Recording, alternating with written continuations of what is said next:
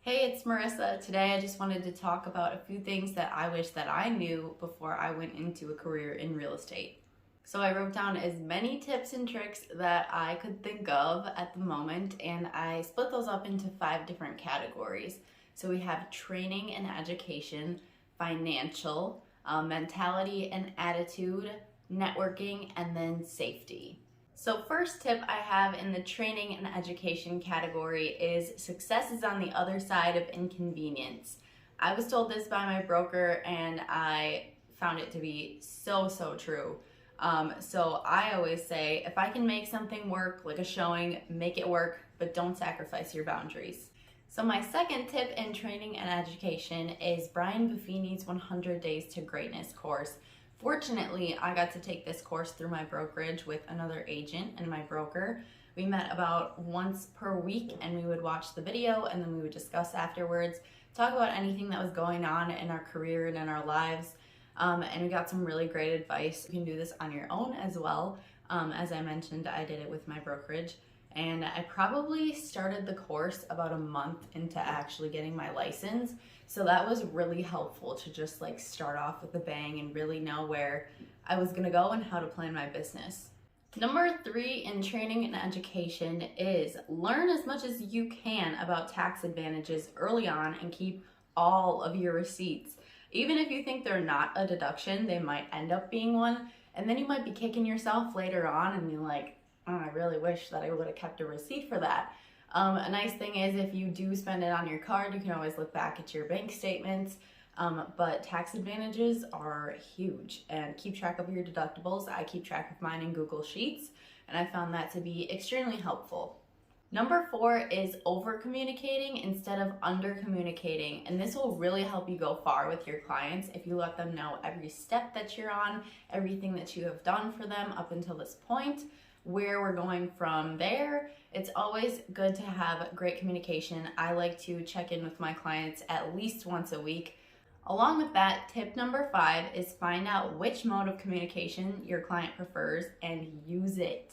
Don't just ask them, oh, do you prefer to text, call, email? And they say, oh, I prefer to text, and then you're emailing them and you're like, well, why aren't they answering me? So find out what form of communication that they prefer. Find that out in your initial meeting and then base it upon that. I still obviously have to communicate with some clients over email by sending them documents that they have to electronically sign.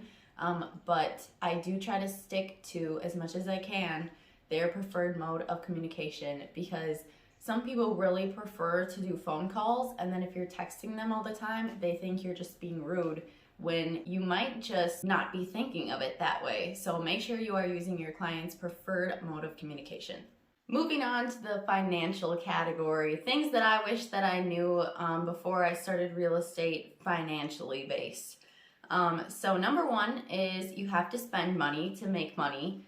That's something that you should probably know pretty early on, but just be prepared to spend money on your business. Next is that you may have to buy your own sign writers. Check with your brokerage on this, but this is the first sign writer that I got. It's just an aluminum one. It's pretty heavy duty, but I actually really don't like how it came out, and that's really my own fault. It's not the company. I got these from Build a Sign. I would recommend them. And then these are my most recent ones. They are kind of like a plastic material. I wish I would have gotten something a little more sturdy, but these are on the cheaper side. And so if you think that you're gonna be updating your sign writers every so often, and some people steal signs as well, so be aware of that. So if you don't want to spend as much money and then you need to replace them every so often, something like this might be your best bet. Along with that, make sure that you have plenty of sold signs. So I chose mine with red background and white text because I think it just pops a little better, and I think it goes really well with our blue. So yeah, and you can use these to put on your listing signs when they are sold, or you can also use them to give to buyers at the final walkthrough and take pictures in front of their new house with. Tip number 3 in the financial category is that you might want to find a flexible side hustle or a part-time job when you're first getting into real estate.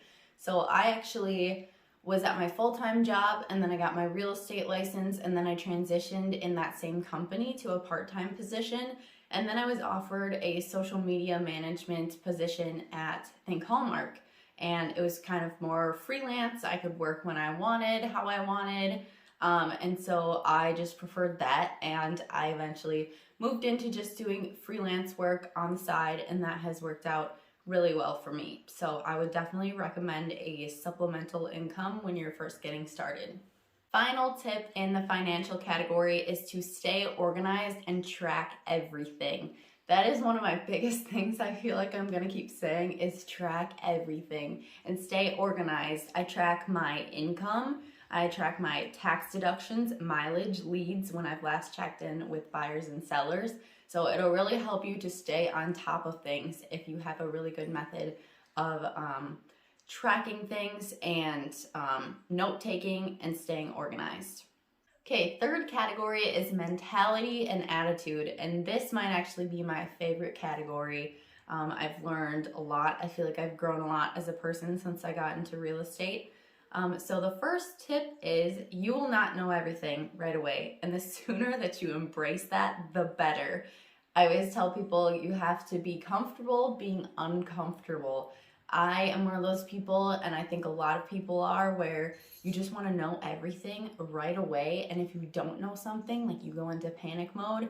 But you have to ask lots of questions, and you can shadow as much people as possible during your downtime. So if someone's having an open house or someone's doing a showing or a listing presentation, ask if you can go along with them just to see how things work. And yeah, realize that you're not going to know everything right away. Why would you? Tip number 2 is to appreciate the flexibility and don't feel guilty about blocking off time for yourself. I'm still working on this, and I'm about 8 or 9 months into my real estate career. I will admit I'm very bad at separating my life from my work, and in real estate, when you're working 24/7 and you're self-employed, it is really easy to do that. But make sure that you're taking time for yourself because you don't want to get burnt out. Number 3 is to set boundaries, and I learned this the hard way. I feel like that's probably the best way to learn it. My broker always says, if you're not winning, you're learning. So it's not a loss, it's not a failure, you're always learning, even if something doesn't go your way. I had a month in, I had absolutely no boundaries, and I was working with this client, and it was just really, really difficult, and things would have been so much easier on my end if I would have just set boundaries. So that is my big thing. Try to figure that out as soon as possible. It will feel wrong at first, and you'll feel a little guilty, especially if you're a people pleaser and you have a hard time saying no to people. But trust me that you will thank yourself in the long run, and your mental health will just be so much better. Number 4 is not everyone will be kind to you, but always give kindness back. Kindness goes a super, super long way. Even if you feel like somebody is being rude to you, kill them with kindness is like absolutely so true. This next tip number 5, is one that I actually heard in a real estate group on Facebook for women. Someone was struggling a little bit to know if they should keep going with real estate or if they should quit. And I just thought that this was such a helpful point. So they said, if you have passion for the job, keep going, because something will work out one way or another if you just keep driving and pushing. But if you find that you don't have any passion for this career, it's never gonna work. So that's a really good tip that I've taken away, because there's been times where I struggle and I'm not that busy, but I'm like, I love this career. And so that really helped me to realize that if you have the passion for it, and if you're going to keep putting the work in, and that you care about this career, it will work out for you. Tip number 6 is don't get discouraged when friends or family choose someone else. It is nothing personal. Be kind always, and don't hold grudges. You never know when that person is going to hear of a friend or family member who needs a real estate agent and they want to recommend you. So just keep that great relationship. And even if you can't work together, it doesn't mean you still can't be friends. So that is very important. Don't take it personally at all. Most of the time, it is not a personal matter. Number 7 is something that I kind of stated previously. Real estate is not your job now. It is basically your lifestyle. And you have to embrace that.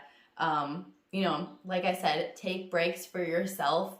It might not feel conventional or traditional at first, but even if you have to do your housework or your me time at like 10 to noon, instead of when most people do it at night, like at 7 to 9. Just work around your schedule and give yourself that time. And then when people text you or call you throughout the day, it won't feel as so much as, oh, I'm working 24/7 and I never get a break. So make sure that you balance that out and take time for yourself. And also take days off. Final tip in mentality and attitude is pretty much what I just said before, but take breaks and celebrate your successes. So even though you might feel like you're in a bit of a rough spot or you're just starting out, make sure that you celebrate all of those successes. I had actually planned with my boyfriend that, once this next transaction of mine closes, I was like, we need to go out for like a fancy dinner because like I've been working my butt off and I feel like I deserve it. And those kinds of things are just huge. Like, this seems so small, but like I bought myself a new toaster the other day to kind of celebrate getting all these accepted offers in a row. And I think that's really important to do to celebrate your successes.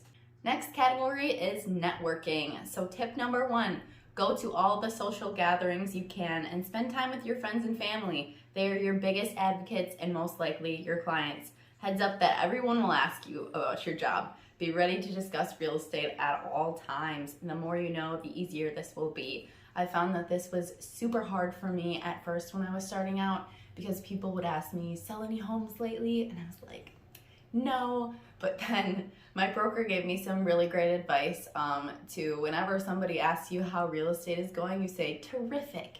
And honestly, it always is because I love the flexibility that this job gives me. It's just insane. I can't imagine going back to my old job or doing something like that. So make sure that you go to all of these things and that you're willing to talk about real estate. Because like I said before, it is essentially your lifestyle now. And that's something that I kind of learned from Brian Buffini's class, 100 Days to Greatness, is that you want to go and put yourself out there and go hang out with your friends and family and the people who care about you most and are closest to you, because those are the people that are going to refer you out to their family and friends and neighbors. So you really want to get a good handle on them. And I mean, that's like the easiest thing you can do is spend the time with the people that you love and care about. Tip number 2 in networking is to ask more questions about others rather than talking about yourself. It's just a proven fact that people love to talk about themselves. And I've read a lot of books lately about, I guess, dealing with people and having better relationships. And it's so fun once you realize that the more questions that you ask about other people, the more you get to know about them and just the better the relationship is. So I would say ask more questions about others. They'll ask you questions about yourself, but kind of try to like turn it around. Make sure you don't talk about yourself too much. Really important. Number 3 is to network with relating professionals such as mortgage lenders and financial advisors, and then create a list of those preferred professionals that you can refer your clients to. Also, most recently, I've had to call like a junk trash cleanup place, and I had a really good experience with them. So make sure that you track all of those contacts in case you ever have anyone else in your brokerage ask you for a contact, or you just can't remember and it comes up again. It's really nice to have those contacts. Final category is safety, and safety is so huge. So tip number 1 is you don't have to take every lead that comes your way. This is another thing that when I first started, it's kind of, you have to find out the hard way. It's a hard pill to swallow, but set your boundaries, trust your gut. If something seems off, don't do it. Remember that you can also refer people to other agents. Number 2 is to make safety a priority. So meet with your new clients at the office or over Zoom. I always like to have initial meetings. It's helpful too to figure out what exactly they're looking for and to establish that preferred mode of communication and any other things that you feel like are very important to establish right from the beginning. So do this before you meet them for a showing. And if you're nervous about going alone, bring a buddy. So I actually just did this. I brought my cousin who works at the same brokerage, and I was meeting these people for the first time at this house, and I was a little nervous. And like I said, trust your gut. So I brought a buddy with me, and it worked out just fine. It really put my mind at ease. So those are all of the tips that I have come up with for things that I wish that I knew before I became a real estate agent. If you do have any other questions, feel free to reach out to me. My number is 920-594-1738. You can text or call. You can email me at marissa@thinkhallmark.com, or you can check out my website, soldwithmarissa.com. And you can also find my Facebook and Instagram at soldwithmarissa.